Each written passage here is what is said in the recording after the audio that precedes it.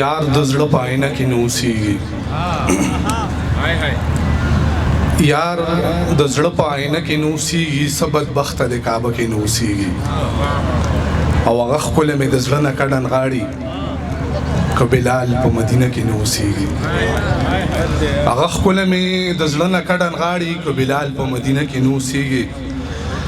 او نه یارانو ته د یاد نه د هغې رنګ وخت بدل کړلو زمونږ د جوسې رنګ نه یارانو ته د یاد نه د هغې رنګ وخت بدل کړلو زمونږ د جوسې رنګ څه یاران هم په صابون باندې ولاړ دي او څه ختلی دی په موږ د زمانې رنګ څه یاران هم په صابون باندې ولاړ دي څه ختلی دی په موږ د زمانې رنګ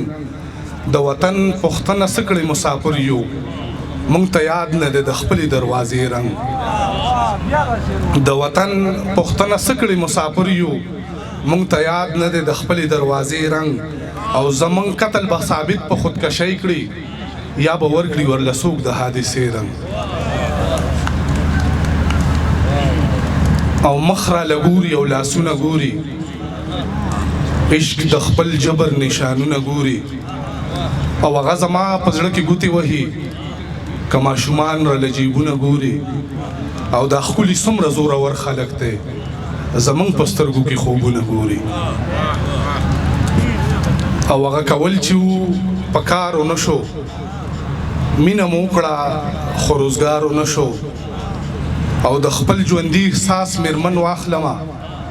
په خپل قاتل رانه ګزار ونه شو او خلکو د یار په مزار سپین کړه ویښتو ستا نه دوه ورځې انتظار ونه شو او د وخت هم صبر تمام شو مونږ به لاړ شو ښکلي نه راځي ماښام شو مونږ به لاړ شو او ژوند پرست د پیتوګرو شو ولکه کې میخانه کې شیخ امام شو مونږ به لاړ شو او ما نه چا د خوښې وپوښتلی رنګ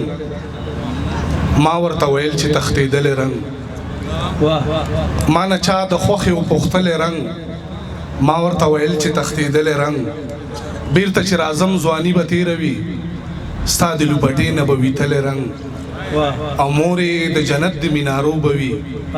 ستا د دې جامو په شان مخلی رنګ او دغه اخري یو څه شعرونه چې غلي دي پراته پادیرو خلک غلي دي پراته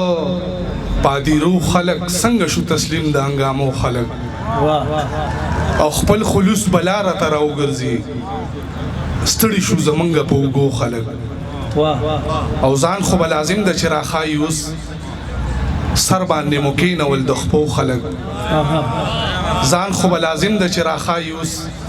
سر باندې مو کېنول د خپو خلک او خبرلوسیم غنیمت دی نو نن سبا خو ځان ساتي په خولو خلک او خبرلوسیم غنیمت دی نو نن سبا خو ځان ساتي په خولو خلک او خپل کړي مزل باندې خپېمانه یم عباسین صاحب وایي خپل کړي مزل باندې خپېمانه یم څومره لنډ راتاو شو د اوږدو خلک خپل کړي مزل باندې خپېمانه یم څومره لنډ راتاو شو د اوږدو خلک او داسې په پیسو پسې په منډه دي یو بل ویني اوس په جنازو خلک او څنګه به د رمضان پوره روجې نیسي دا په نیمه لار د ستنېدو خلک او درمانه څه خلک بوج کېږي خو روح ته اطمینان بخي او څو خلک ډېر مننه ډېر ښه درمان صاحب که د ماښام